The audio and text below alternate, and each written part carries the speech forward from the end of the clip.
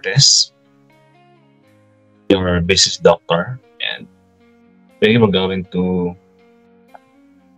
talk about financial analysis. And the topics to be covered for today are the following. Pag-usapan natin ngayong araw na to. Itong comparative financial statement, common size statements, trend analysis, financial ratio. Ito yung ating pinaka-topic now, pero let us see if we can finish all of those things today. Siguro out of 4 na dalawa, no? Matapos natin ngayong araw na to. And ito yung ating mga objectives. Sabihin at the end of this lesson, ito yung ating kaya natin gawin. We'll now be able to explain yung mga ratio analysis na pwedeng gamitin sa mga negosyo nyo. And this time you should know ano yung mga financial statement na ginagamit sa negosyo. So we call those as FS, and identify mga info na kailangan ng mga managers or supervisors, owners sa loob ng isang business. And also yung relationship ng mga ratio na manggagaling sa balance sheet and income statement, and compare the ratio within the company or compare ratio outside your company. We call this benchmarking. Na example percentage wise ng iyong income versus your sales.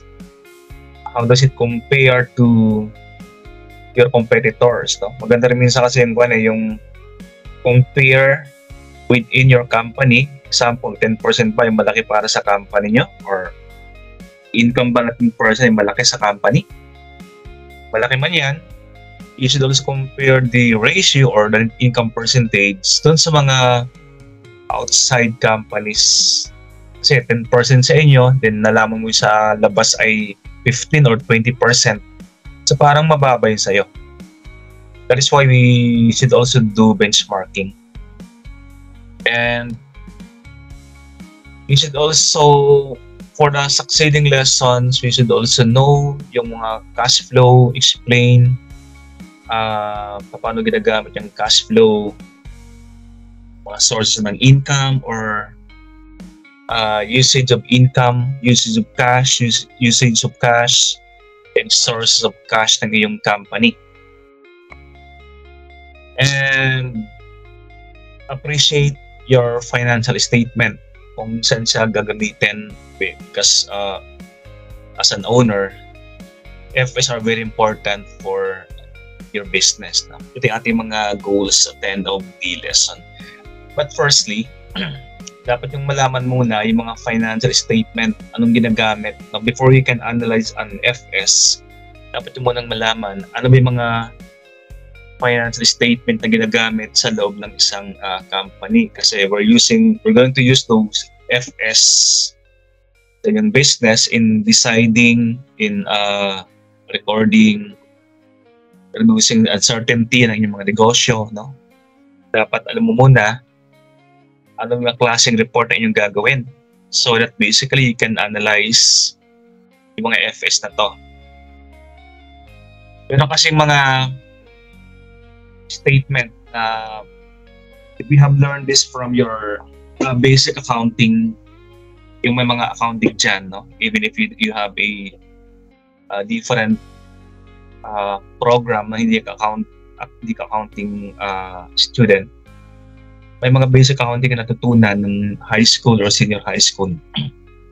Diba, meron tayong income statement. No? Basically, income statement ay, ang laman ay yung revenue, cost, expenses, and net income of your company. So, gusto mo malaman yung yung benta, gastos, puhunan, tubo na yung company, yung tinatawag nating income statement. So income statement is a form of financial statement. Na kung gusto mo rin malaman yung mga property, ari-arian, utang, yung capital ng mga owners sa isang business, iba namang financial statement yung titingnan. Ito naman yung tinatawag nating balance sheet. So meron tayong dalawang major types of financial statement na dapat nating i-analyze sa ating mga negosyo. Kasi pag hindi mo alam ay yung pag wala kang record ng revenue, tapos bara-bara ka lang, hindi mo alam ang record ngayon, tapos record mo next year, so parang wala kang comparison, no? Hindi ka mapag-decide kung lumalaki, nag-grow ba ngayong company based sa revenue kung wala kang record. So that is how important income statements are for a business. Balance sheet naman kanina sinasabi natin, if you want to know yung mga utang, pag wala kang record ng total cash, wala kang record ng total utang, para hindi ka rin makapag-decide. So it is important na meron kang record ng example ng asset like cash, receivable, equipment, inventory, tapos mga utang. So that you can decide. No? Pag nakita mong mas malaki ang asset kaysa utang, so parang maganda yung position. Pero pag nakita mong mas malaki yung revenue, liability kaysa cash or asset, parang your company is not a good position. So malalaman mo yan kung meron kang piniprepare na report na balance sheet as a form of financial statement. Now, pag meron kang ganun, pwede kang mag-analyze. Na? Kasi firstly, you should know how to prepare the report of your company. Now, bakit nag-analyze? Why is it needed na ang sa negosyante ay mag-analyze ng kanyang financial statement? So we have 3 reasons here. Example, we analyze because we want to reduce uncertainty. Okay? Parang gusto mo malaman yung iyong revenue, income for the next 5 years. So malalaman mo kasi meron kang gagawing financial analysis. And introduce uncertainty kasi hindi ka pangangapa kung magkano yung magiging revenue or net income in the next 5 years. Na. Application of analytical tools, ito rin ay ating gagamitin dito. So hindi lang tayo, marami tayong mga tools na gagamitin sa pag-analyze. Parang kumukumpuni ka ng makina. No? Yung pagkumpuni, yung pag-analyze, no? Pag magkumpuni ka ng makina, kailangan mo mga gamit like screwdriver, pliers. Hindi mo kasi magagawa kung wala kang tools, no? So, ganun din sa financial analysis. You can't analyze ang FS kung hindi tayo gagamit ng mga different tools. Not a hard tool but a financial tool, mga methods no, na gagamitan na natin like ratio analysis. Okay, and now financial analysis involves transforming data. Ito yung mga data galing sa financial statement na i-transform natin para ma-analyze natin kasi sa financial statement, ibang gamit ng financial statement. Iba naman yung gamit ng pag ikaw isang manager ng isang company. Right? Ang bookkeeper, nag-record. Ang manager, ikaw yung mag-analyze sa mga data na na-record ng isang bookkeeper. Right? So yung record ng data ng bookkeeper, gagamitin mo yon to analyze your business. Okay? So sinong gagamit ng mga data or analysis tools para saan? Meron tayong internal and external users of financial data. Yung mga sa loob, example, yung the managers or officers or auditors. Kaya mga data to decide. Example, manager ka, di ba? You want to decide magdadagdag ka ba ng sahod sa mga empleyado mo.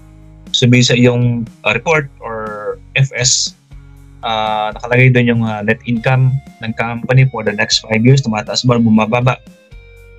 So you can decide, di ba? Makita mong, for the last 3 years, ang aming net income ay tumataas. So, parang pwedeng magbigay ng dagdag na sahod sa mga empleyado namin. No?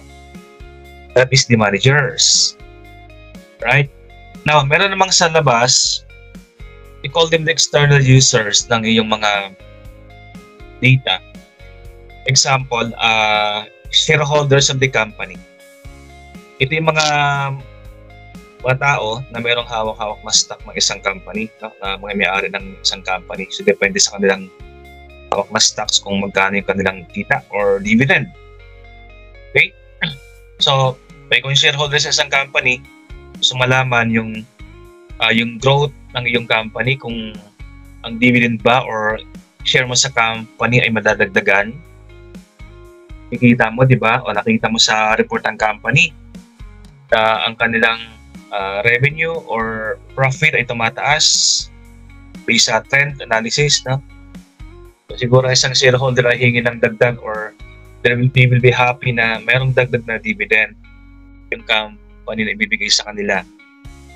And of course, if you are the lenders, if you are the banks that will be lending or giving loans sa isang company ng utang sa kanila, so titingin ka sa kanilang financial statement. Kasi if you are the bank, generally, you will not lend money to a company that doesn't have a capacity to pay for the next 5 years. Na? Pero pag nakikita mong ang company ay meron sa magandang trend when it comes to revenue, net income for the next 5 years or for the last 5 years, kita mo doon pag bangko ka, na last 5 years, ang kanilang trend ng kanilang revenue ay pataas. Nagtatumataas ng like 10% per year. Sabihin, the company is growing or meron sa magandang growth. So, it has a capacity to pay yung mga loans na pwede ibigay ng bangko. So, if you're the lender, bigay ka ng pera doon sa, papautang ka ng pera doon sa mga companies na nangungutang. No? As long as they will show you the result of their financial statement. Ayan, no? That is the basics. Ito naman yung mga ina-analyze natin. Pag ikaw ay may gustong ayusin, meron kang tinatarget no? Na sira ng makina. Or meron kang tinitingnan. Ito sa atin, sa Finman, ito yung 4 na tinitingnan natin. The liquidity and efficiency of the company. Pag sinabing liquidity, gusto mong malaman, if you want to check kung isang company liquid. You want to analyze if one company is liquid. So, meron na gagamitin mga tools to check if one company is liquid. Pag sinabing liquid, parang if you will imagine ang water is liquid, no? So free-flowing siya, dire-diretso. Wala siyang harang. Dire-diretso ang kanyang agos, no? Sa company, ganoon din.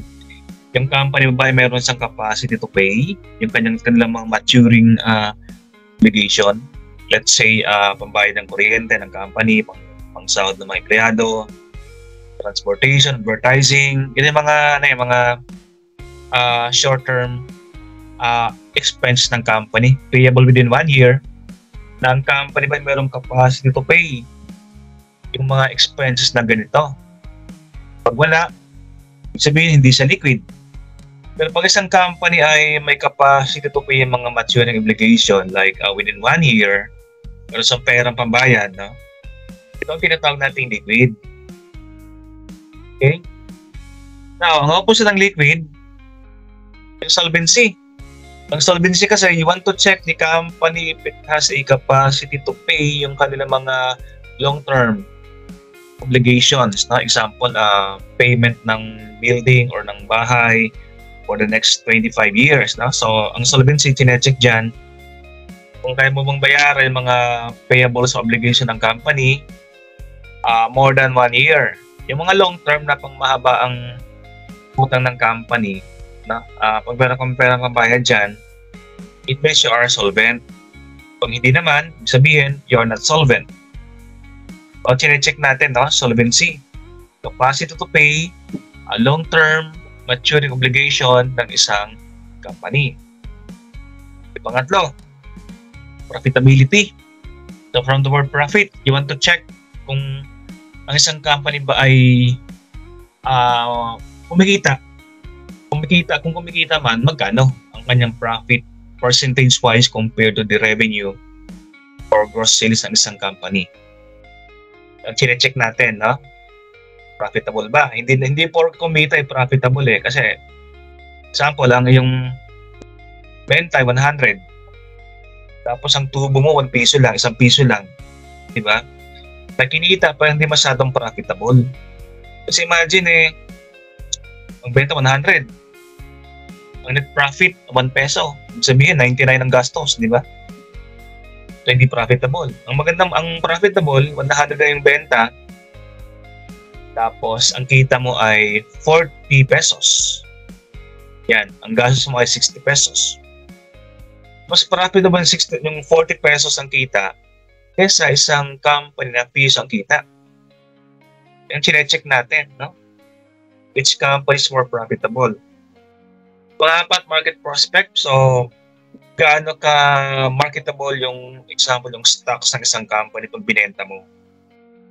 Okay, gaano ka may bang prospect na bibili. Example, di ba, you go public. Sabi ng go public, yung stock ng company ay bibenta mo. Mga stockholders na gustong bumili, gustong maging stockholder ng company. Bibenta mo silang stock.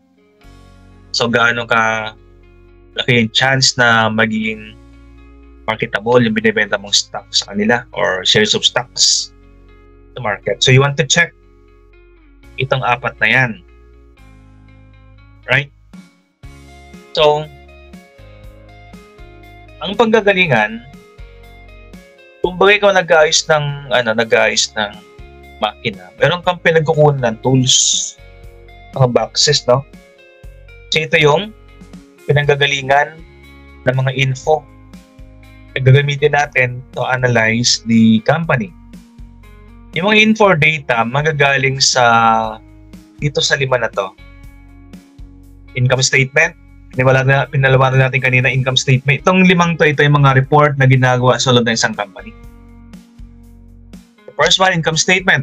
You want to check ang laman. So from the word income, ang laman ng income statement na report ay yung benta, gastos, puhunan, tapos net income ng isang company. So yung revenue, yung expenses and net profit of the company, makikita mo yun sa number 1. Yung mga data na magagaling dyan, ay mayroon tayong paggagamitan. Example, if you want to check the profitability of one company, mga data ay kukunin mo sa income statement. Kasi income statement, ang laman niya ay, kasama sa laman niya yung net profit. If you want to check the profitability, income statement tingin mo. Yung pangalawa, the balance sheet. So ang laman, yung property or ari-arian ng company, mga liability or utang ng company, tapos yung net equity or share ng mga may-ari sa loob ng isang company. Yan ang laman ng balance sheet. And yung number 3, statement of changes in equity. Pag sinabi natin equity, ito yung share mo or share ng may-ari sa asset ng isang company. Example, magkano share mo sa business? Yan ang equity. Right? Then, statement of cash flow. If you want to know saan ang galing, saan ginamit ang pera ng company, ng business, so you go to the statement of cash flow. Yan magagaling yung mga kung magkano yung balance ng company, magkano yung pera ng company, magkano yung pinagamitan or saan ginamit ang mga pera ng company. Yan ang pinapakita ng statement of cash flow. Parang personal, di ba? Meron kang pera kaninang 100. Kaninang umaga meron kang 100 pesos. Tapos ngayong gabi, ang natira ay 5 pesos. Ibang tanong mo, saan mo ginamit yung pera? Saan ang galing yung pera? Sa company, ganoon din, no? Yung beginning cash mo ng January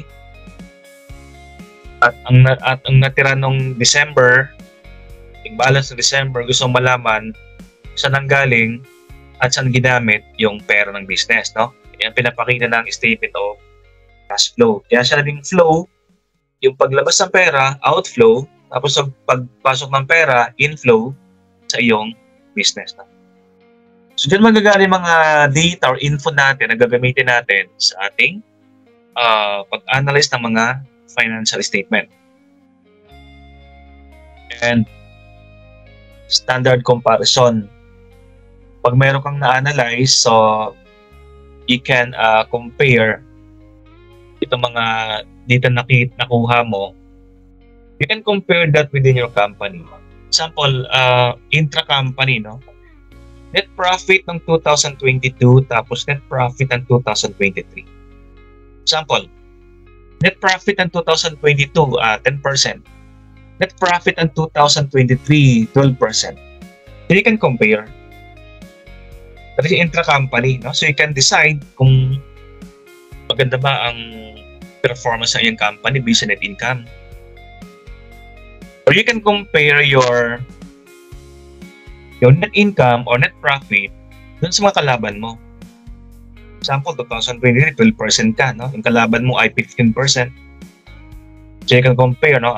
Magtatanong ka, ano bang ginagawa? Ano bang ginagawa nila? Bakit mas malaki ka net profit compare sa amin? And you can decide, no? Anong pwede mong gawin para makahabol sa kanila. Or you can compare the result of your net profit or net income sa industry. Example, the general average of the industry. Example, nasa food, nasa fast food business. No? The general net profit ng buong fast food industry for 2023 ay 20%. Tapos ikaw ay 14% lang. So, ikaw ay below the average. Your net income of 14% is below the 20% industry average ng kanilang net income. So, meron kang habulin na 6%. At least maka-level ka man lang sa 20%, di ba? Like, makahabol ka man lang sa 19%. Eh, ikaw is 15%. So, malaki yung habulin. Okay? Or you can compare to the guidelines. Example, sabi ng guideline, usapan, at least ang isang company maka 40% net profit. Ikaw ay 30% lang. So you can decide, no? Paano habulin yung mga guidelines or industry average or profit ng mga competitors mo. Kaya ka nag-analyze para malaman mo kung malayo ka ba or malapit sa percentage sa mga kalaban mo or mga nasa industry. Okay. The first three ratio or tools na ginagamit natin. Sabi natin kanina, meron tayong measure, example, profitability. And if you want to measure the profitability of one company, gagamit ka ng mga tools. Ito yung mga horizontal analysis, vertical analysis, and ratio analysis. Tatlong tools to, guys. No? Pag sinabing horizontal, if you can imagine, pahalang. Sabihin ng pahalang, you are comparing your company's operation from year-to-year level. Example, comparing your company sa 2022, 2021, 2020. Sabihin, you compare yung net profit for the last 5 years, for the last 3 years. No? At malalaman mo kung nag-grow ang iyong company. Isang company lang to, pero horizontal. So, malaman mo dito kung ikaw ay nag-grow by comparing your net profit horizontally. Ibig sabihin, year-to-year comparison. Ito na isang horizontal. Now, pag sinabing vertical, isang taon lang ang yung pinagkukumparan. Example, you compare your net profit versus your gross sales. Sabihin, you compare your tubo versus your benta. Isang taon lang yan. Example, 2023, no? Magkano tubo ng 2023? 10,000. Magkano benta mo nung 2020? Magkano benta mo? 100,000. So you compare 10,000 tubo versus 100,000 revenue, isang taon lang. So ilang percent yan? That is 10%. No? Ang net profit ay 10% ng iyong gross revenue. So you compare two items sa loob lang ng isang taon. Kaya tinawag siyang vertical analysis. Yung kaninang horizontal kasi, net profit ng 2022, kinumpir mo sa net profit ng 2023. Kaya horizontal. Okay? Pangatlo, the ratio analysis. Measurement of key relations between financial statement items. Ito naman ay yung mga item or data sa loob ng isang company kino-compare natin. Example, kinumpare mo yung iyong cash, kinumpare mo sa iyong liability. Okay? Liability is utang, right? Example, meron kang cash 100,000. Ang liability 40,000. 100,000 versus 40,000, mas malaki yung cash mo kesa liability. So, conclusion, analysis mo, magandang performance mo. Binaliktad natin. Ang utang mo, 150,000. Ang cash mo ay 100,000 lang. So, mas malaki yung utang kesa yung cash. We can analyze na that is not a good financial position. No? Kasi mas malaki ang utang kesa cash ng company. Yan, basic ratio analysis, no? We're comparing two items, no? Pero maraming items sa loob ng isang statement or report at pwede natin compare isa-isa. Okay? So, those are ratio analysis. Itong tatlong yan, kumbaga ito yung mga general na tools na ginagamit natin. So, meron pa tayong mga sub-tools. Okay? Kumbaga, sa isang gamit, meron pang mas maliit na, mas detalyadong tools ang pwede mong gamitin. Measure yung mga profitability, solvency, liquidity ng isang company. Ito lang yung ating mga pinaka-main, no? Mga main tools natin yan. So, ang unang sample natin from our previous slide, horizontal.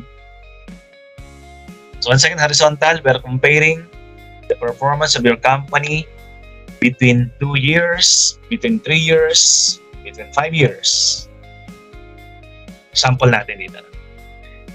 This one is the balance sheet ng Research in Motion. Pangalan ng company si Research in Motion.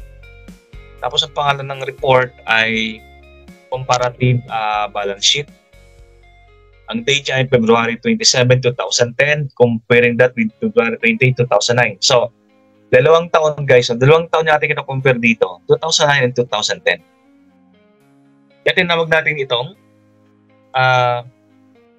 horizontal analysis. Dalawang taon eh. Okay? So, year to year level, dalawang taon, tingnan natin, no? Ano nangyari? So, first thing to be done, if you're going to write an analysis about this one, sulat muna dito yung heading. Yung heading natin, tatlong lines, no? Pangalan ng company, pangalan ng report, balance sheet. Pangatlong line ay yung date covered ng report. Okay? So, ang balance sheet, sabi ko kanina, ang laman niya ay lahat ng property, lahat ng asset ng company, lahat ng liability ng company. Pero unahin natin muna ito. Ito ay shortcut, crop out na portion ng balance sheet. Maraming laman ng balance sheet. Pero dito, ang laman niya muna dito ay lahat muna ng asset ng company ay nilista natin. So, yung first column natin, ito yung mga listahan ng asset ng company. Nakauna, cash. So, lahat na ay property with value, no? Pinakauna, cash. So, obviously, pera. So, that is an asset of the company. Yung pangalawa, the second one,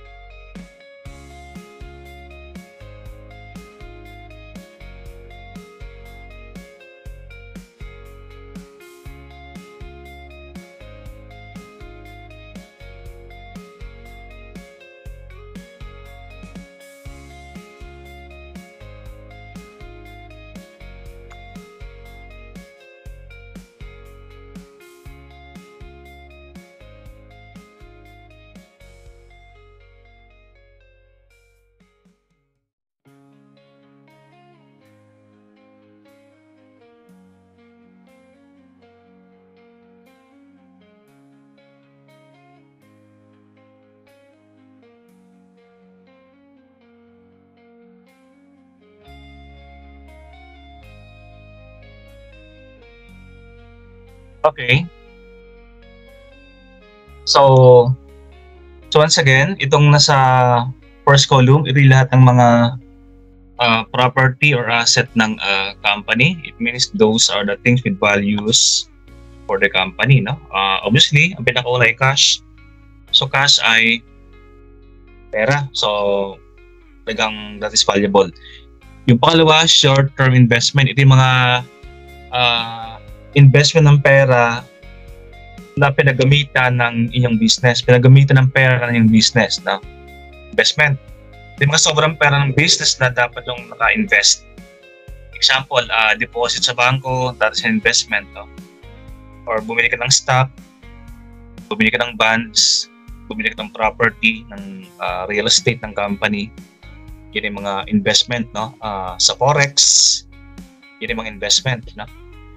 Ang account receivable naman, ito yung mga pautang ng business. So, ang pautang ay asset or property ng company. The receivables, no? Pag merong ibang mga pautang aside from the normal operation ng company, like interest receivable, nagpapautang ka, tapos merong interest na hindi pa nababayaran, ito yung mga interest receivable ng company. So, those are property. Yung next one, inventories, ito yung mga stock ng company sa loob. Example, pag ikaw ay may grocery store, lahat ng paninda sa loob ay inventories. So, asset. And other current assets din. So, may mga asset na maliliit lang, merong asset na malalaki. No? Example, mga asset na malalaki ay mga property, plant, building, land, improvements ng company, machine, furniture. Those are asset of the company. No? At mayroon mga asset din na mga intangibles. Intangibles are those assets that they don't have physical characteristic. Example, goodwill, franchise, trademark ng company. Yan ay mga asset. No? So, ang total asset ng company ay for 2010 ay 10,204,409. While in 2009, ang kanyang total asset ay 8,101,372. Okay? So, kita natin dito, obviously, na mas malaki yung asset ng company ng 2010 compared sa 2009. Gusto nating malaman yung increase or decrease ng isang particular asset. Okay? Example, cash. 2009, 835,546. 2010, 1,550,861. Alam natin tumaas, no? Pero gusto na malaman magkano yung tinaas niya. So, minus mo lang yan, no? Difference is 715,315. Positive. Okay? While for short-term investment, asset mo in 2009 was 682,666. While in 2010, it goes down to 366,114. So, bumaba. Decrease, no? So, ang decrease ay 322,052. Negative. Kaya naka-parenthesis. Sabihin, pag tumaas, from previous year hanggang current year, pag tumaas yan, positive. So, hindi sila naka-parenthesis na. Pero pag yun ay bumaba from previous year to current year, pag bumaba siya, so negative. Kaya naka-parenthesis. Okay? So, yung iba ay tumaas, like account receivable, tumaas siya, no? Ang pautang mo dumami, ang account receivable, no? From 2,112 naging 2,593, sabihin tumaas ang iyong receivable ng 481,625. The receivable tumaas din, pero ang iyong inventories bumaba. From 682 naging 621, so negative 60,789. Okay? So, karamihan ng asset ay tumaas. Ang total decrease or the difference is 2,103,000. Okay? Now, so this column, the dollar change or increase or decrease, very useful Pero mas useful pa yan sa'yo kung sila ay stated in percentage. Okay, sige, alam nating tumaas ng 715. Pero, ilang percent ang itinaas? So, mas relevant yan pag stated in percentage ang pagtaas o pagbaba ng isang item. No? So, therefore, aside from the difference, importante makuha natin yung percentage. Okay?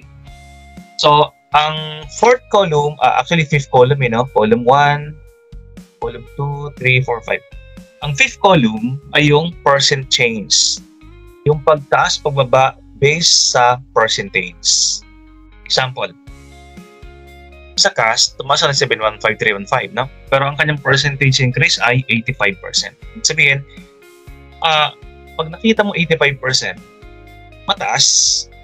Kasi ang perfect is 100, di ba? So it is almost 100.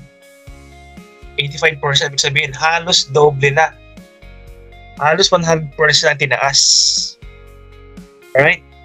So, ganun importante ang meron kang percentage. Now, Sir, how did you get the percentage change na 85.6? Okay? Yung difference, i-divide mo lang siya noong based year. Pag saan based year, yan ang yung the earliest.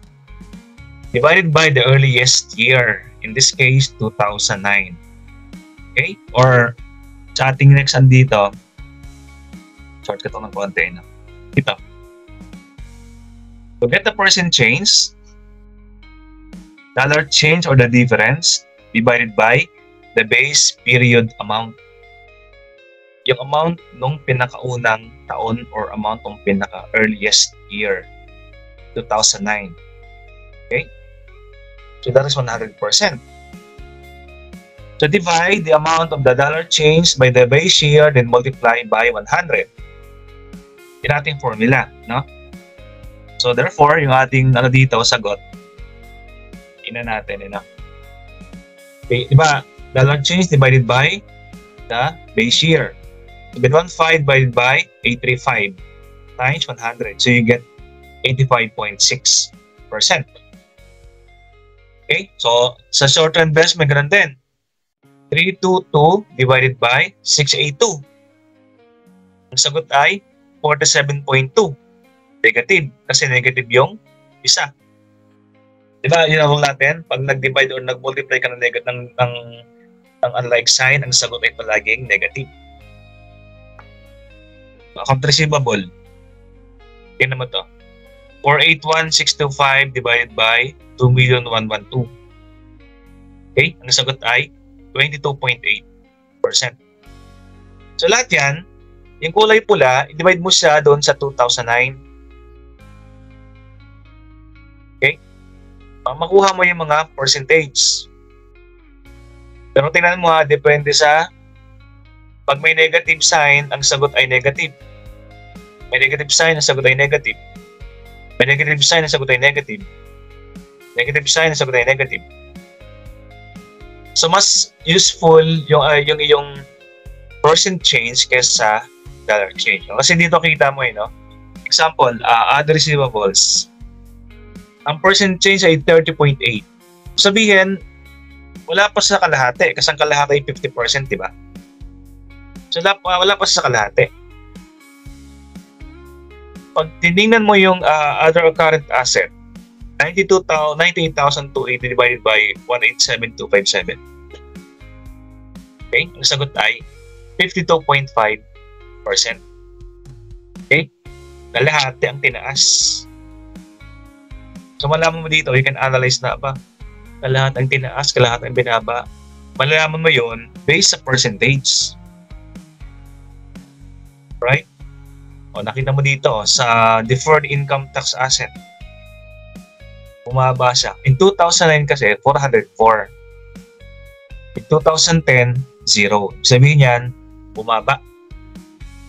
Ilan binaba? 100%. So, mas useful sa'yo pag percentage ang yung tinitingnan kesa yung dollar change lang. Yun ang gamit ng horizontal analysis na. So, Yan is sa balance sheet. No? So, pwede rin gamitin ang horizontal analysis sa income statement. Okay? O, tingnan natin dito. No? So, once again, ito yung formula, di ba? Dollar change divided by is base period amount times 100, and you will get the percentage change. When calculating the change sa percentage, just divide the amount of the dollar change by the base period. Pag siya ng base period, itong pinakaunang taon or the earliest year. 2009, 2010, so 2009 ang base period. Multiplied by 100, and you will get the percentage na sa last column. Okay, ito naman ay sample. Ito yung pinakita natin kanina, di ba? Ito yung how did we get the difference and the percentage. Okay? O, ito na. 715, di ba? Sagot natin kanina. So, paano na kinuha? Minus mo lang yung dalawa. 1,550,000 minus 835. So, 715. Okay. And how did you get the 85.6? Yung ating formula kanina. 715. 715 is the difference, no? 715, 315 divided by the base year. Base year is 2009 kasi siyang pinaka early year is 2009. 715 divided by 835 times 100, you will get 85.60. So sa lahat ng percentage, gano'n natin ginawa. So, pag negosyante ka, mas useful sa'yo pag percentage ang tinitingnan mo kesa just the difference, kesa just the dollar change. Yan importance ng horizontal analysis. Okay? Now, pwede rin gamitin ang horizontal analysis, sabi ko kanina, ay pwede rin siyang gamitin sa comparative income statement. So this one is a comparative income statement. Ulitin natin ha. Yung kanina, ang laman ng balance sheet natin kanina ay lahat ng asset ng company at lahat ng liability ng company. Yan ang laman. That is the balance sheet. Now, ang income statement or comparative income statement, ang laman nito iba naman. Sabi natin kanina, no? Ang laman ng income statement ay pag ikaw may-ari ng isang company, itong report, pag ginawa mo itong report na to, ang laman ng report na to, gusto mo malaman yung total benta ng company, total puhunan ng company, total gastos ng company, at total net income ng company. Yan ang gusto mong malaman. Gumagawa ka nagpe-prepare ka ng income statement. Now, income statement, pwede siyang gamitan din ng horizontal analysis. Sabihin, income statement ng 2009 compared to income statement ng 2010. Okay? So, tingnan natin yung difference and percentage din.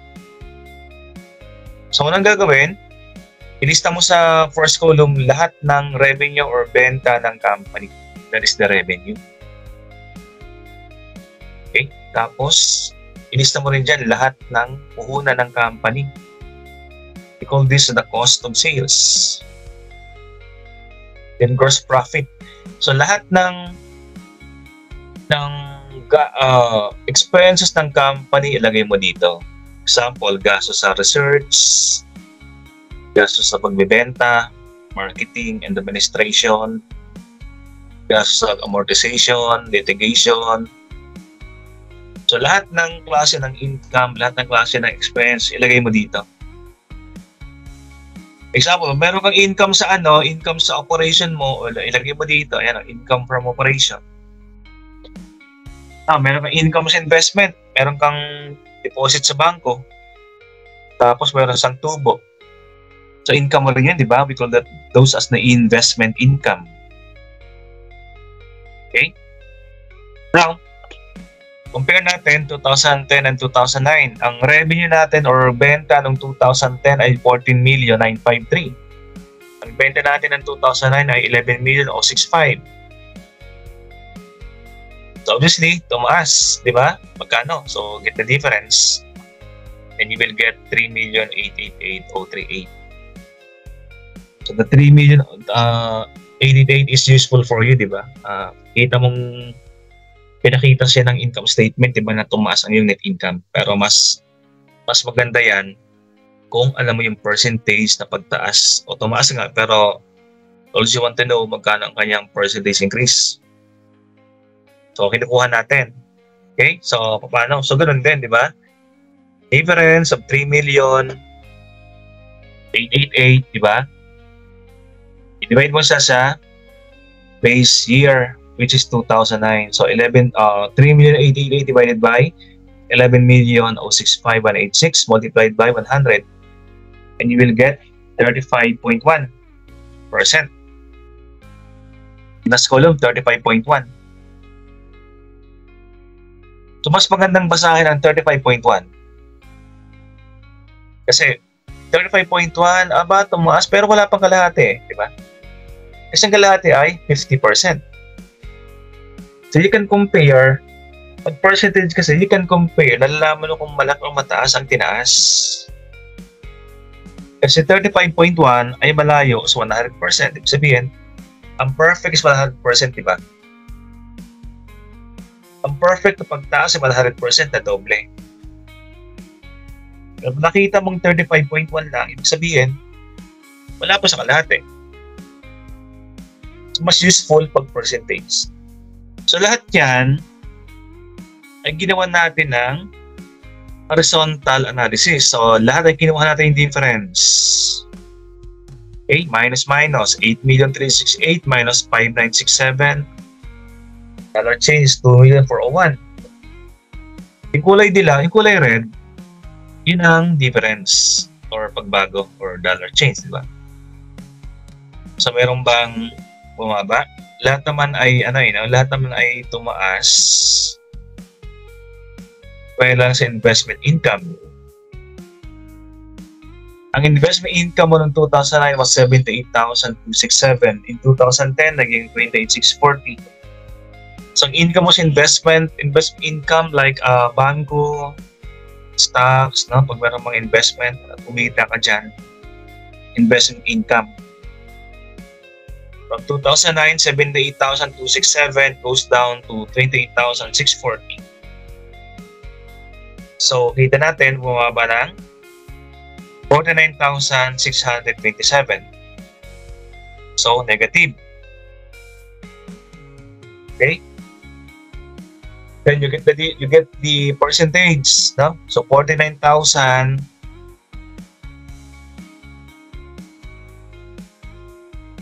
divided by 7267 and you will get 63.4%, no? So ganun nakuha ang mga percentage, no? So negative yung difference, so therefore ang percentage mo ay negative. Okay, so tayo sa net income ng company, yan ang importante sa atin, di ba? Magkano kinita mo, magkano tubo mo, that is the net income. Net income 2009, 1,892,000. Net income 2010, 2,457,000. Tumaas? Yes. Magkano? 564,528. So, tuwang-tuwa ka, tumaas ang net income or tubo, no? From 2009. Walang tanong, yung 564 ba ay mataas? Gagawa natin ng percentage para malaman natin kung mataas o hindi. Yung 564. So 564 divided by 1,892 and you got 29.8%. So mataas ba? So compare mo, 29.8% versus 100%. So dyan mo malalaman, no? Ang ating basis ay 100%. Tinitingnan natin kung malapit siya sa 100%, ibig sabihin mataas. Pero pag malayo sa 100%, ang 29%, sabihin, hindi masyadong mataas. That is the idea. Kaya gumawa tayo ng horizontal analysis. Gusto natin malaman yung changes. Pag sinabing changes, pag-increase or pag-decrease ng isang amount. And gusto rin natin malaman yung percentage change ng isang amount para mas relevant or mas useful para sa atin.